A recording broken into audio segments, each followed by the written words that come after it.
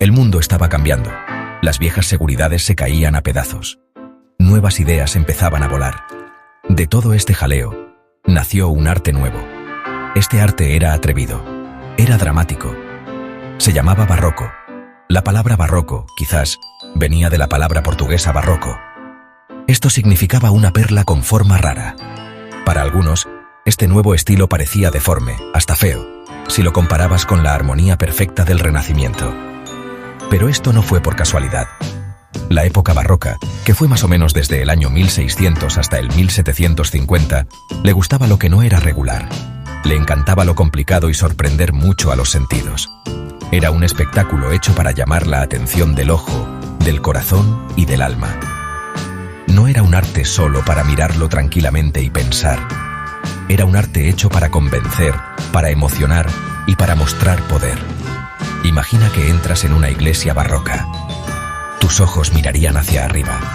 Figuras que se mueven en espiral, cosas doradas por todas partes y una luz muy dramática te rodearían. Esto lo hacían a propósito. Los artistas del barroco querían crear una experiencia. Buscaban que sintieras una emoción fuerte al momento. Querían que sintieras la gloria de Dios, el poder de la iglesia o la fuerza de un rey. Era un arte que hablaba directo a los sentimientos, no solo a la cabeza. Era un lenguaje de gestos grandes y sentimientos muy fuertes. El barroco no salió de la nada. Nació en una época de problemas y cambios grandes en Europa. El Renacimiento había celebrado al ser humano y el orden clásico. La Reforma había roto la unión de los cristianos en el oeste de Europa. Ahora, el barroco apareció como una respuesta a estos cambios tan grandes. Era un estilo que podía mostrar una fe religiosa muy profunda. También podía alabar el poder cada vez mayor de los reyes que mandaban en todo. Era variado, con mucha energía y, sobre todo, muy teatral. Entendía que en un mundo con dudas, una imagen fuerte o una historia que emociona podían tener mucha influencia. Así que el barroco se convirtió en el lenguaje artístico más importante de su época. Se extendió por toda Europa, desde Italia y España hasta Francia, Flandes y más allá. Cada lugar lo cambió un poco para que gustara allí y sirviera para lo que necesitaban. Pero había cosas en común en todos lados.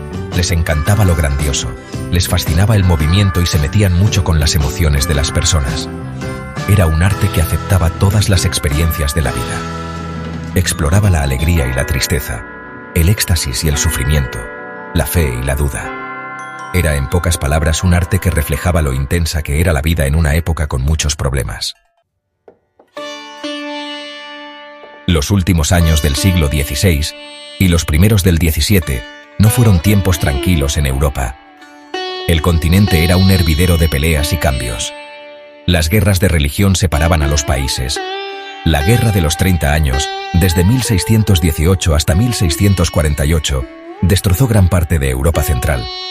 Fue una lucha terrible, causada por la división religiosa entre católicos y protestantes, pero también por las ganas de poder de los políticos. Tanta guerra y tantos problemas creaban una sensación de miedo en todos lados. La gente quería tener seguridades, algo fuerte en lo que creer. El viejo orden de la Edad Media ya no existía. El humanismo seguro de sí mismo del Renacimiento parecía no ser suficiente para arreglar los grandes problemas de la sociedad. La política también estaba cambiando muchísimo. Los reyes con poder absoluto eran cada vez más importantes. Reyes como Luis XIV en Francia querían tener todo el poder para ellos. Construyeron palacios muy lujosos y se presentaban como si tuvieran un poder que venía de Dios.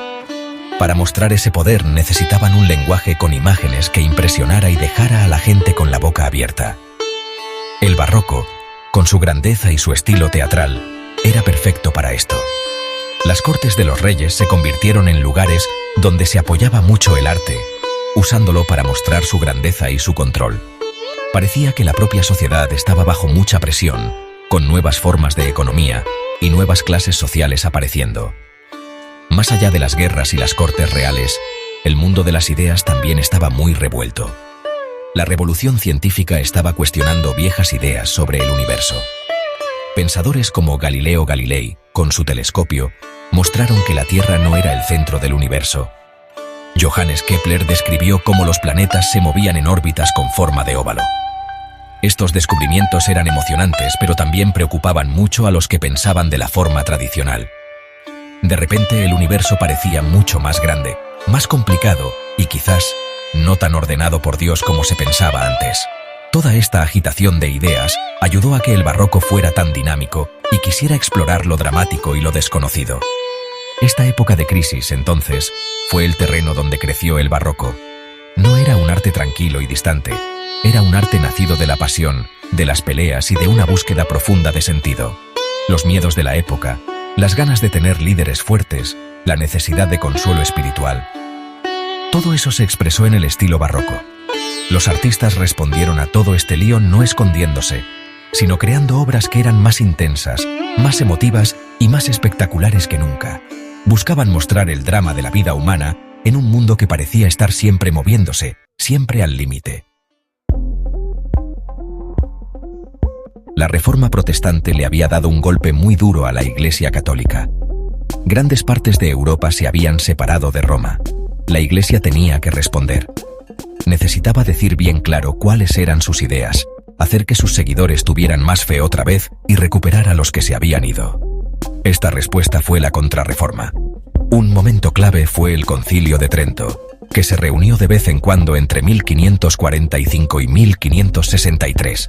Este concilio no solo aclaró las ideas de la Iglesia católica, sino que también dio normas sobre el papel del arte. El arte debía ser una herramienta poderosa para la lucha espiritual de la Iglesia. El Concilio de Trento tenía ideas claras sobre el arte religioso. Debía ser claro y fácil de entender. Debía mostrar las historias y las figuras religiosas tal como eran, sin nada que pudiera parecer incorrecto o engañoso. Y lo más importante, el arte debía emocionar a los creyentes. Debía inspirar piedad, devoción y ganas de comprometerse de nuevo con la fe católica. Esto era un desafío directo a las ideas artísticas más serias de algunos protestantes, que muchas veces no confiaban en las imágenes religiosas. La Iglesia católica, en cambio, sí que creía en el poder de lo que se ve. Entendía que una pintura dramática o una iglesia impresionante podían tener un efecto espiritual muy grande. Así que el arte del barroco de la Contrarreforma muchas veces era claramente para convencer, quería persuadir. Buscaba que las verdades de la fe católica se pudieran casi tocar y que emocionaran mucho. Se animaba a los artistas a pintar santos muy emocionados, mártires sufriendo y milagros de la Biblia con toda su grandeza. El objetivo era que quien lo viera se sintiera completamente dentro de la obra. Cuando la gente entraba en una iglesia barroca, la idea era que sintieran como si estuvieran viendo esos momentos sagrados con sus propios ojos. Esta forma de llegar directo a las emociones era una marca del estilo. Este plan artístico tuvo muchísimo éxito. Se construyeron iglesias nuevas impresionantes, y las que ya existían se decoraron de nuevo con el lujoso estilo barroco. Los retablos de los altares se convirtieron en grandes escenarios de teatro para dramas religiosos. Las esculturas parecían cobrar vida, llenas de movimiento y pasión. La Iglesia entendió que la belleza y la grandeza podían ser razones muy fuertes para mostrar su autoridad y su misión divina. Usó el arte para crear asombro, para llenar los sentidos y para atraer de nuevo a la gente hacia ella. El barroco se convirtió en el lenguaje visual de un catolicismo que resurgía con fuerza, seguro de sí mismo y decidido a recuperar su terreno espiritual. Una de las cosas que más llama la atención del arte y la arquitectura barroca es que le encantaban los adornos. No era solo decorar por decorar. Era una parte muy importante del deseo barroco de crear una experiencia total que te dejara sin aliento. Casi nunca se dejaban las cosas lisas, sin nada. Al contrario, se llenaban con muchísimos detalles. Piensa en adornos en espiral, en marcos complicados para frases o escudos de armas, y en angelitos gorditos, llamados putti, volando por los techos. Se usaba mucho el dorado, haciendo que las cosas brillaran y resplandecieran, sobre todo con la luz de las velas en una iglesia o un palacio. Tanta riqueza era para mostrar poder, dinero y la gloria de Dios. Los adornos en la arquitectura barroca, por ejemplo, muchas veces tenían movimiento y eran teatrales. Las fachadas de las iglesias y los palacios no eran planas. Tenían curvas y ondas, con columnas y pilastras que creaban juegos de luces y sombras. Adornos rotos en la parte de arriba de las puertas Ventanas ovaladas y columnas gigantescas hacían que todo pareciera más grande y con más movimiento. Dentro, el trabajo con yeso convertía los techos en visiones del cielo, con figuras que parecían flotar hacia abajo, hacia ti. Se usaba mármol de diferentes colores para crear superficies ricas y con texturas.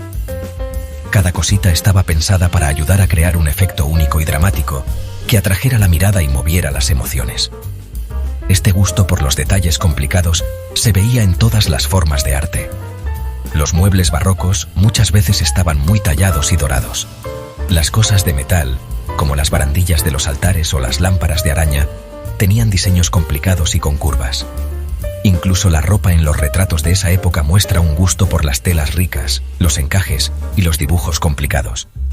La idea era crear una sensación de que había mucho de todo, de una vida vivida a tope. Esto era muy diferente de la seriedad o el estilo más pensado de algunas obras del Renacimiento anterior. El barroco quería llegar directo a los sentidos, gustar y asombrar a quien lo miraba con su increíble habilidad y riqueza. Esta pasión por los adornos estaba muy conectada con la forma de ver el mundo de esa época. En temas de religión, significaba la gloria infinita de Dios y lo maravilloso que era el reino de los cielos. Era un intento de hacer visible lo invisible, de dar una forma que se pudiera tocar a las verdades espirituales. En un lugar no religioso, como un palacio real, anunciaba el poder y la grandeza del rey. Era un arte que no tenía miedo de ser muy lujoso. Entendía que la belleza visual podía ser una herramienta muy fuerte para convencer, ya fuera para inspirar devoción religiosa o para conseguir lealtad política. La belleza complicada era una forma de mostrar confianza y autoridad. Sección 5. Luz y sombra. El alma del claroscuro. Si los adornos daban la textura al arte barroco, entonces el claroscuro le daba el alma. Claroscuro es una palabra italiana del arte. Significa literalmente luz-oscuridad. Se refiere al uso dramático de contrastes fuertes entre la luz y la sombra en una obra de arte. Aunque los artistas del Renacimiento usaban la luz y la sombra para dar forma, los artistas barrocos llevaron esta técnica a extremos nuevos.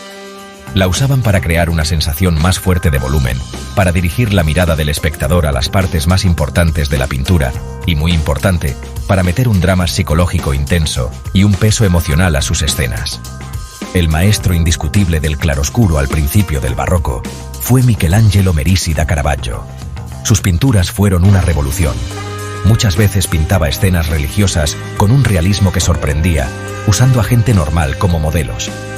Pero fue su uso de la luz lo que fue de verdad innovador.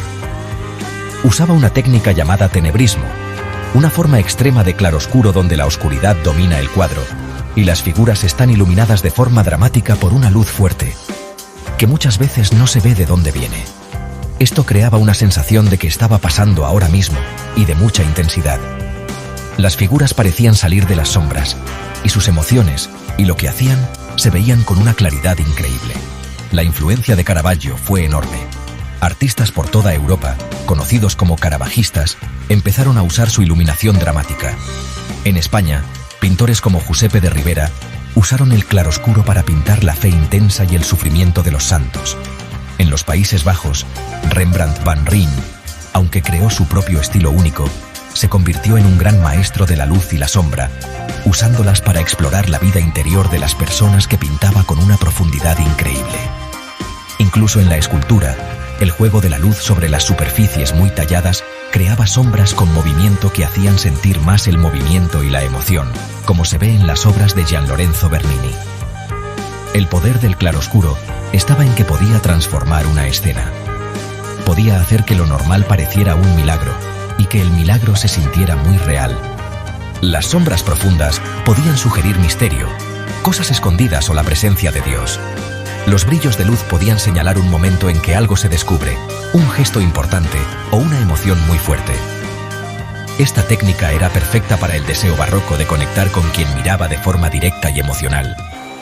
No se trataba solo de mostrar cómo era algo. Se trataba de hacer que quien miraba sintiera la fuerza de la escena, metiéndolo en el drama que estaba pasando delante de sus ojos. Sección 6. El escenario de la vida, teatralidad, movimiento y poder emocional. La época barroca veía el mundo como un gran escenario, y su arte reflejaba esta idea teatral. Las pinturas, las esculturas y hasta edificios enteros se pensaban muchas veces como producciones muy elaboradas, como obras de teatro. Estaban hechos para atrapar y asombrar a quien los miraba, muy parecido a una obra de teatro o una ópera. Los artistas querían romper la separación entre la obra de arte y el público, metiéndolos dentro de la escena. Las figuras podían hacer gestos dramáticos hacia ti, o parecer que se salían del cuadro. Esta forma de conectar directamente era una táctica clave para lograr un impacto emocional. Hacía que las historias y los temas se sintieran más cercanos y urgentes. El movimiento era importantísimo para esta visión teatral. El arte barroco casi nunca está quieto. Las figuras están como pilladas en medio de una acción, con sus cuerpos girando y moviéndose. Las telas se arremolinan y flotan, añadiendo más sensación de movimiento. Esto era diferente de las composiciones muchas veces quietas y equilibradas del Alto Renacimiento. Los artistas barrocos querían capturar el momento que pasa rápido, la energía de la vida misma. Ya fuera un santo en una visión de éxtasis, un héroe de la mitología en una batalla, o incluso un simple retrato, muchas veces había una sensación de movimiento y vida por debajo. Este movimiento hacía que las obras de arte parecieran vivas y que estuvieran pasando en ese momento. El objetivo final de esta teatralidad y movimiento era provocar una respuesta emocional fuerte. Los artistas barrocos eran maestros en pintar la emoción humana con toda su fuerza. Exploraban el éxtasis, la tristeza, el miedo, el asombro y una devoción muy fuerte. Las caras son expresivas, los gestos son dramáticos, y todas las pinturas o esculturas están organizadas para hacer más fuerte el contenido emocional. En el arte religioso, esto se hacía para inspirar piedad y que la gente se pusiera en el lugar de los personajes. Al ver las emociones profundas de los santos y las figuras de la Biblia, los creyentes podían hacer más profunda su propia experiencia espiritual. El arte quería tocar el corazón, no solo la mente. Este interés en el poder emocional era una característica que definía al barroco. Reconocía que a los seres humanos nos mueven la pasión y los sentimientos. En una época de problemas religiosos y políticos, el arte que podía remover el alma tenía una influencia enorme. La Iglesia lo usaba para inspirar devoción y fortalecer la fe. Los reyes lo usaban para mostrar poder e inspirar lealtad. Pero más allá de estos objetivos concretos, el arte barroco también celebraba lo rica y complicada que es la experiencia humana. Reconocía el drama que hay en la vida, los cambios entre la alegría y la desesperación, los momentos de sentimiento intenso que definen cómo vivimos. Sección 7. Visiones en pintura. Los grandes maestros de la pintura barroca. La pintura barroca explotó con energía, color y profundidad emocional, y de ella salieron algunos de los maestros más admirados en la historia del arte. Italia, donde nació el barroco, nos dio a Caravaggio, que con su uso dramático del claroscuro y su realismo sin miedos, revolucionó la pintura. Sus santos no eran figuras perfectas, sino personas normales, de la tierra, que se podían reconocer, pilladas en momentos de profunda crisis espiritual o de descubrimiento. Obras como La vocación de San Mateo o El entierro de Cristo metían a quien las miraba directamente en la historia sagrada, con una fuerza casi sorprendente, haciendo que lo divino se sintiera real y presente. Más al norte, en Flandes, Peter Paul Rubens se convirtió en la figura principal de la pintura barroca. Sus cuadros eran enormes, llenos de vida, con colores vivos y movimiento lleno de energía. Rubens era un maestro pintando figuras con mucha carne, muy sensuales, ya fuera en escenas de mitología, en retablos religiosos o en grandes pinturas simbólicas. Obras como La elevación de la cruz son impresionantes por su energía y fuerza emocional y muestran la grandeza y el estilo teatral del espíritu barroco. Tenía un taller grande y su influencia llegó muy lejos, dando forma al lenguaje visual del poder y la fe para las cortes y las iglesias de toda Europa.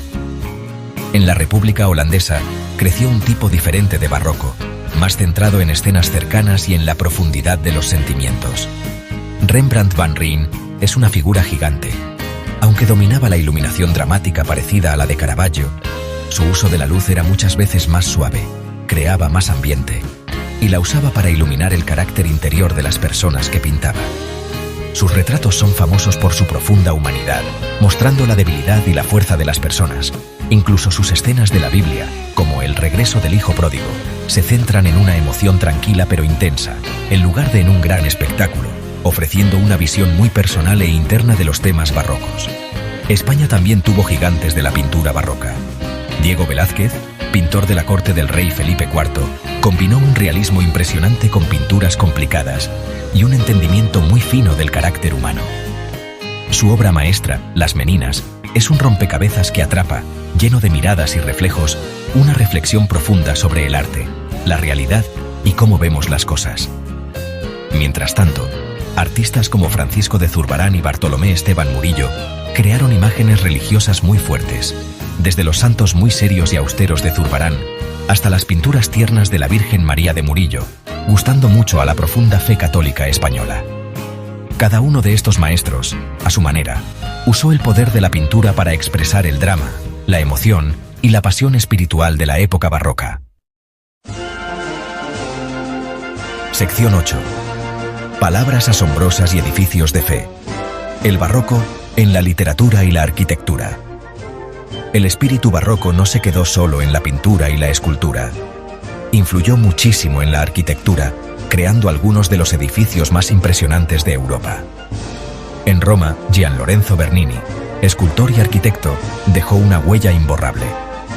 Su diseño de las columnas que rodean la Plaza de San Pedro es una obra maestra de planificación urbana teatral que da la bienvenida a los creyentes al corazón del mundo católico. Dentro de la Basílica de San Pedro, su enorme baldaquino de bronce sobre el altar mayor es una sinfonía de columnas que giran y esculturas dramáticas, una declaración barroca perfecta de poder y fe. En otros lugares, arquitectos como Francesco Borromini jugaban con formas geométricas complicadas y fachadas con ondas, creando espacios con movimiento y que sorprendían. Además de la arquitectura religiosa, el barroco también definió los palacios de los reyes con poder absoluto. El Palacio de Versalles, construido para Luis XIV de Francia, es quizás el mejor ejemplo de la grandeza barroca no religiosa. Su tamaño enorme, sus interiores lujosos como el Salón de los Espejos y sus jardines planeados con todo detalle, todo estaba diseñado para anunciar el poder absoluto y la gloria del Rey Sol. La arquitectura, la escultura, la pintura y el diseño de jardines se unían en un solo espectáculo impresionante. Esta unión de las artes, conocida como Gesamtkunstwerk u obra de arte total, era un objetivo clave del barroco, que buscaba meter al espectador completamente en la obra. En la literatura, el barroco se mostró como un gusto por el lenguaje complicado, las metáforas difíciles y el ingenio intelectual. En España, en esta época brillaron los escritores del Siglo de Oro. Poetas como Luis de Góngora defendían el culteranismo, un estilo con palabras muy adornadas y frases complicadas. Su rival, Francisco de Quevedo, era un maestro del conceptismo, que se centraba en ideas ingeniosas y un pensamiento agudo. En Inglaterra, los poetas metafísicos, como John Donne, exploraban temas espirituales y filosóficos profundos con argumentos complicados e imágenes sorprendentes, y sus poemas estaban llenos de tensión dramática e intensidad emocional. Incluso la música cambió muchísimo durante la época barroca. Compositores como Claudio Monteverdi fueron los primeros en hacer ópera, juntando música, drama y espectáculo en una nueva forma de arte muy poderosa. Johann Sebastian Bach y Georg Friedrich Händel crearon obras maestras que duran para siempre, desde fugas complicadas y grandes oratorios hasta cantatas que emocionan profundamente. La música barroca, con sus armonías ricas, su contrapunto elaborado y sus melodías expresivas, buscaba remover las emociones y elevar el espíritu, muy parecido a lo que hacían el arte visual y la literatura. Fue una época de una creatividad increíble en todas las artes, y todas compartían un deseo común por el drama, la emoción y la grandeza. Sección 9. El eco que perdura. El legado del barroco en el arte y la devoción. La época barroca, con su toque dramático y su emoción intensa, con el tiempo dio paso al estilo rococó, más ligero y juguetón, a mediados del siglo XVIII, y luego al neoclasicismo, más controlado. Pero su impacto en cómo siguió el arte en Occidente y en cómo se expresaba la fe religiosa fue profundo y duradero. Cambió por completo cómo los artistas contaban historias, mostraban emociones y conectaban con quien miraba. Las técnicas y las formas de sentir que empezaron en el barroco siguieron sonando, influyendo en artistas de generaciones futuras, incluso en aquellos que a propósito iban en contra de lo que veían como sus exageraciones. Uno de los legados más importantes del barroco fue su papel en dar forma a la identidad y la devoción católicas, especialmente después de la Contrarreforma. Las iglesias magníficas, los retablos impresionantes y las pinturas de santos llenas de emoción crearon un ambiente visual y espiritual que conectó mucho con los creyentes. Este arte ayudó a que las ideas católicas se quedaran fijas en la mente de la gente y promovió una forma de fe que era rica para la vista y emocionante para el corazón. La unión de arte y fe del barroco creó un lenguaje de devoción muy fuerte que todavía define muchos lugares y costumbres católicas hoy en día. La gran ambición y la increíble habilidad técnica de los maestros barrocos también pusieron un listón muy alto para lo que se podía lograr en el arte. Las pinturas llenas de movimiento de Rubens, la profundidad de los sentimientos en Rembrandt, la energía de las esculturas de Bernini y la grandeza de la arquitectura de Borromini o Hardouin-Mansart. Todos estos logros se convirtieron en ejemplos con los que los artistas posteriores se comparaban. La exploración barroca de la luz y la sombra, el movimiento y la emoción intensa ampliaron lo que el arte podía expresar, dando un vocabulario muy rico para que las generaciones futuras lo usaran, lo cambiaran o lo desafiaran. Hoy en día, el barroco sigue fascinando e inspirando. Su atrevimiento, su estilo teatral sin complejos y su forma de llegar directo a las emociones todavía tienen el poder de conmovernos. Ya sea que lo encontremos en la tranquilidad de un museo, en una catedral altísima o a través de las notas complicadas de una fuga de Bach, el barroco nos recuerda la capacidad del arte para reflejar los problemas de su tiempo, para expresar los sentimientos humanos más profundos y para crear experiencias de una belleza y un poder impresionantes. Es un testimonio de una época que entendió, quizás mejor que ninguna otra, la fuerte conexión entre el arte, la fe y el drama eterno